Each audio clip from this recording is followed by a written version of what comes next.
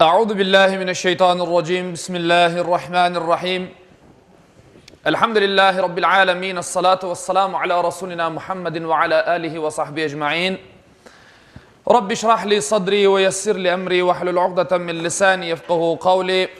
Rabbi teqabbel tevbeti ve ecib da'veti ve thabbit hücceti ve seddid lisani ve ehdi kalbi ve hlul sakimete sadri. Amma ba'd. Saygılı ve muhterem cemaatim, hürmetli Müslümanlar. Bu günler hepimizge hayırlı mübarek olsun. Allah-u Teala bu günler sayesinde keçken günahlarımızı affu eylesin ve inşallah bütün dünyada olgan bu kalabalıklarga ve anlaşmamazlıklarga son vermek için bir sebep olsun inşallah. Peygamberimizin de aytkanı gibi her zaman aytamız sallallahu aleyhi ve sellem, güneşin doğan günlerden en hayırlısı Cuma günüdür.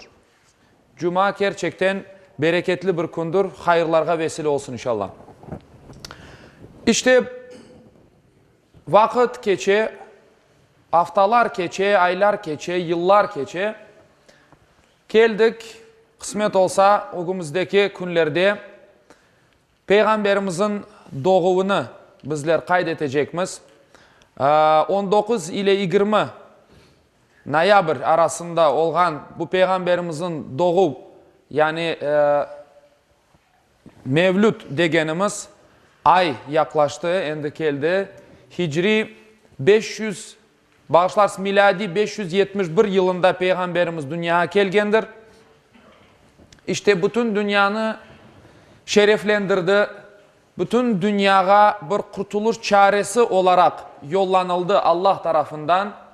Elbette Allah-u Teala Peygamberimizden o güne peygamberler yollagandır bir kurtuluş çaresi olarak.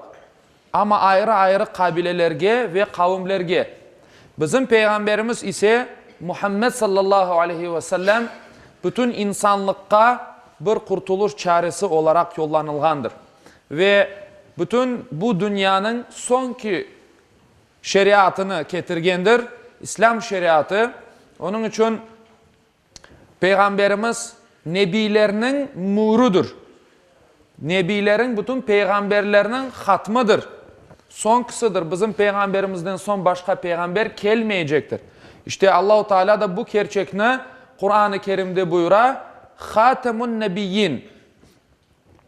Yani nebilerin hatmı, muhru, nebiler, peygamberler silsilesinin, zincirinin yani sonki halkasıdır bizim peygamberimiz. İşte bu gelişine insanlar gerçekten pek kuvangandırlar. Çünkü evvelden zulüm, haksızlık, işte her türlü cinayet yapılaydı ve farklı ilahlarga tapınılaydı insanlar tarafından. İşte Peygamberimiz bularını yok etmek için dünya yüzünden yollanılgandır. Ve en güzel ahlak üzerine yollanılgandır. Bütün insanlıkka misal olacak şekilde yollanılgandır. Ve degen ki Peygamberimiz bir hadis-i şerifinde İnnemâ bu'istu en utemmime mekârimel ahlak. Men güzel ahlakını tamamlamak için, tekmillemek için yollanıldım diye. Yani ahlaksızlık, terbiyesizlik, işte bu zulüm işlenmekinin sebebi işte ahlaksızlık, terbiyesizliktir dünya yüzünde. Bunu yok etmek için ahlakının ortağa peyda olması zaruri idi o zamanda. İşte insanlar bir kurtuluş çaresi körgenden son derhal İslam dinine kirgendirler ve o dinini kabul etkendirler. Ama elbette ki çoğu iman etmeyip eski dinlerinin esaslarını işte ondan vazgeçmeyip bu dünyanı terk etkendirler. İşte bu peygamber sallallahu aleyhi ve sellem doğumu Mevlüt deyimiz. Mevlüt aslında doğmak demektir. Doğma yeri veya doğma vakti manalarına gelir. Sözlük manası. Mesela bizler deyimiz ki velet sözü bala demek Arapça. Evlat ballar demek. Bu velede tamırından şekillengendir bu söz mevlüt. Yani doğmak. İşte bala manasını taşıyor bizim tilimizde. Evladım deyimiz bizler. İşte velede mevlüt bunlar tamırları bir olgan sözlerdir.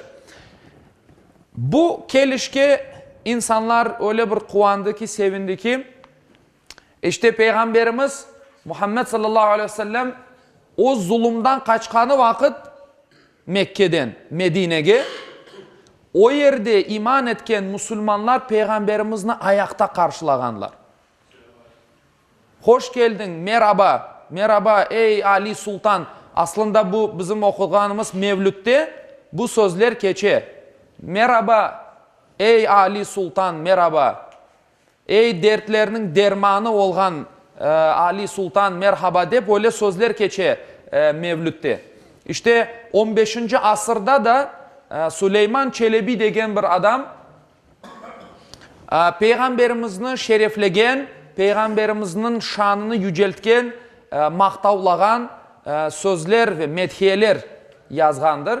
Ona da biz bugün Mevlüt deyimiz. Aslında onun adı Vesiletün Necat. Kurtuluş vesilesi.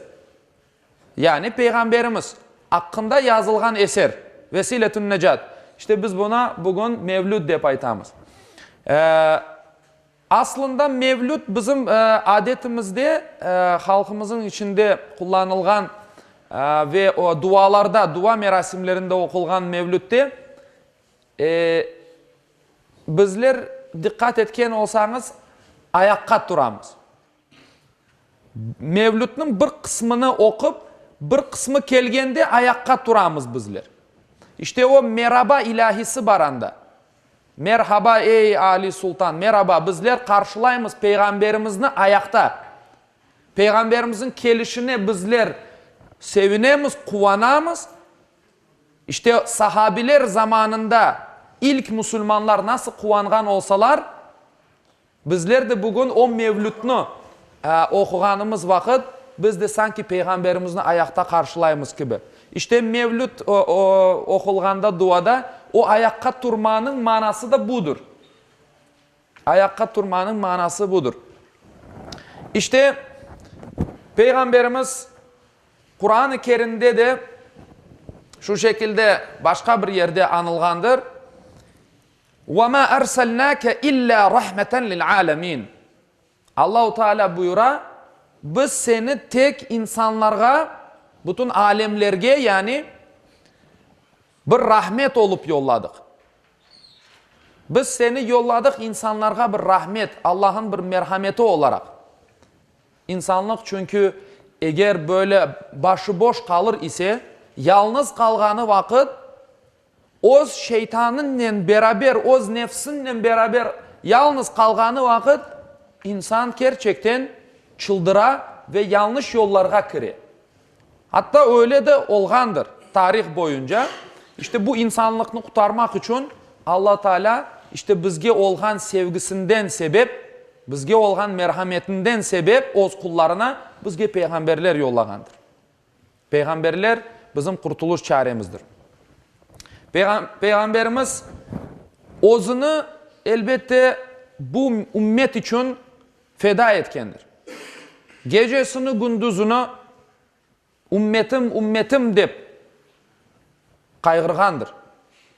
Ve herkes nefsi nefsi deyip aytkanı vakit, yani nefsim ozunu kaygırganları vakit Peygamberimiz ümmeti ümmeti deyip kaygırgandır. Ne olacak benim ümmetim deyip kaygırgandır. Bizler de bu yüce Peygamberinin bir ümmeti olarak işte bu yüce Peygamberinin namına ve şanına ne kadar layıkmız, ne kadar bizler bu adka layıkmız. Bunun hesabını hepimiz yapmamız gerek. Peygamberimiz gecelerini dua etmek için geceler devamında dua etmek için öz apayından ruhsat alıp ibadetke giteydi. Hangi birimiz böyle bir şey yapamız?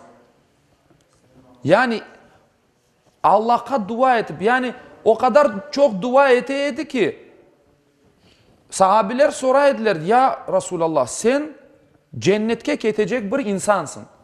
Sen cennetle müjdelengen bir insansın. Peygambersin. Ozunu neçin bu kadar yıpratasın? Peygamberimiz ne cevap bergen edi? Men Allah'a şükür etken bir kul olmayayım mı? Yani bu kadar büyük bir misyanın sahibi olgan peygamber bunun ne kadar mesuliyetli bir şey olganını bilip durup, yani Allah o günde oz milleti için ibadette geçireydi oz vaktlarını, kunduzlarını ve gecelerini. Bizler de bugün peygamberimizin sünnetini elbette ki eda etmekle mükellefmiz. Eda etmemiz gerek. Peygamberimizin sünnetleri çoktur. Ama işte bizler gafletten sebep, bazı dünyalık sebeplerden o sünnetlerini ihmal etemiz. Ama aslında Peygamberimizin hayatı Kur'an'ın hayatıdır. Kur'an'dır. İşte Peygamberimizi soraganları vakit Hazreti Ayşe anamızga Peygamber nasıl birisi anlattınız dep soraganlarında Ayşe anamız degen edi, siz Kur'an okumaysınız mı? Yani onun ahlakı, onun misyası Kur'an edi. Ve Allah-u Teala'nın ona yüklegen bir vazife tek insanlarga anlatmaktır. Ve ma alel rasuli illa'l belâg dep geçe Kur'an-ı Kerim'de peygamber için tek anlatı vardır. Beşir ve nezir, yani sakındırıcı, anlatıcı ve insanlarga bakın şu yanlıştır, bunu yapmanız böyle olsun. Allah-u Teala böyle buyura, bu yanlıştır, böyle yapmanız veya böyle yapınız, bu daha doğrudur. Bu şekilde onun tek anlatılarıdır. Onun misyası insanlarga anlatmak edi. Hiçbir surette insanlarını mecbur etmek değil edi. Bizim de vazifemiz Müslümanlar olarak onu vazifesini, onun misyasını devam ettirmek. İnsanlarga tek aytıp anlatmaktır. Biz mecbur et almayımız hiçbir surette. Bu da insanların imanı tekmil olmaz o zaman. Ama Peygamberimiz oz örneğinden, oz şahsiyetinden öyle bir anlattı ki, öyle bir yaşadı ki o dinini, insanlar özleri gelip, ya Resulallah benim canım, benim malım, benim anam, babam, her şeyim sana feda olsun dediler. Feda olsun. Allah yolunda ben feda etem dediler. Bu kadar iman oturgan o insanların içine. Bu bizim için en büyük bir örnektir. Allah Teala Kur'an'da di لَقَدْ كَانَ لَكُمْ فِي رَسُولِ اللّٰهِ اُسْوَةٌ حَسَنَةٌ. Sizler için peygamberde güzel bir örnek vardır. Güzel bir misal vardır. Bularını bizler aytamız. Her yıl peygamberimizin işte doğumu kelgende bularını biz hatırlatamız. Zihinlerimizde olarını hatırlatamız biz. O canlandıramız bilgilerini de. Yalnız bu anlatılardan daha çok bizler onun manasının farkına varmak gerekmiz. Yani icraatka tokmek gerek bu işlerini. Teoriyanı bilmek çokumuz, hepimiz çok şey bilemiz aslında. Bir şeyler, bir mevzu açılganı vakit herkes bir şeyler ayta. Peygamberimizin bir hadisini okuy, o bir başka hadisini okuy, o bir ayetten bir şeyler anlata. Hepimiz bir şeyler bilemiz. Bilmeyemiz değil ama ne kadar yaşayımız bularını? İşte mesele o. Yani bizler Müslümanlar olarak, Peygamberimizin ümmeti olarak saklanıp kalmamız için evvela Allah'a ve onun peygamberine sımsıkı sarılışımız gerektir. Ondan sonra bizim ayaklarımız sağlam basar yerge. Ama bizler öz hayatımızı başka şeylerge bağlaganımız, başka şeylerden, başka kimselerden umut bekleyimiz. Ondan son camiye gelip bana bir dua okunuz ki benim işlerim yürümey deyimiz. Ya, onun için elbette Allah'a ve peygamberine gönüllerimizi bağlamamız gerek ki işlerimiz de yürüsün. İmanımız da tekmillensin. Ve bizler huzur ve ferah içinde yaşayık hep beraber. Allah Teala Kur'an-ı Kerim'de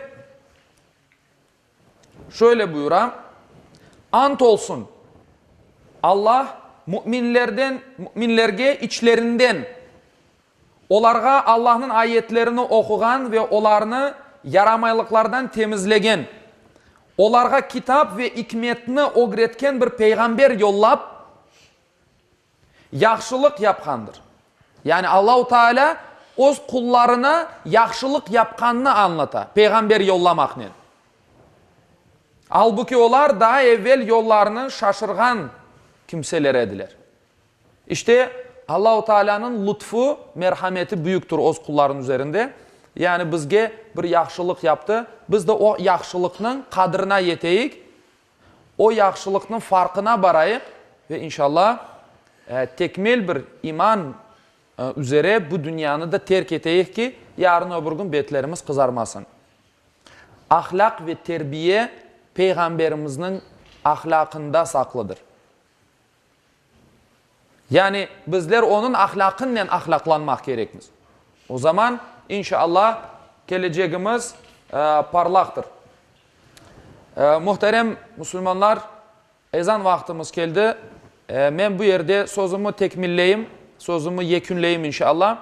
Allah Teala cümlemizge bu yüce peygamberinin izinden ketken, gerçek manada izinden ketken sünnet-i seniyeyi en güzel bir şekilde hayatına geçirip peygamberimizin ahlakıyla ahlaklangan kullarından cümlemizine eylesin inşallah. Ve kele yatkan Mevlüt kandili hepimizge hayırlı, mübarek olsun. Kene de akıllarımızda canlandırayık ki o eski günlerini, o peygamberimizin devrini nasıl şartlar idi, nasıl şartlar içerisinde peygamberimiz geldi, ozunu nasıl alıp vardı o kıyın şartlarda. Ve ona göre bizler de o gündelik hayatımızını da ona göre şekillendirsek, ben bellesem birçok çıkış yolunu taparmız bizler. Allah Teala cümlemizge kolay getirsin ve gelecek mevlüt kandilleriniz hayırlı mübarek olsun inşallah. Ve ahiru da'vana enilhamdülillahi rabbil alemin.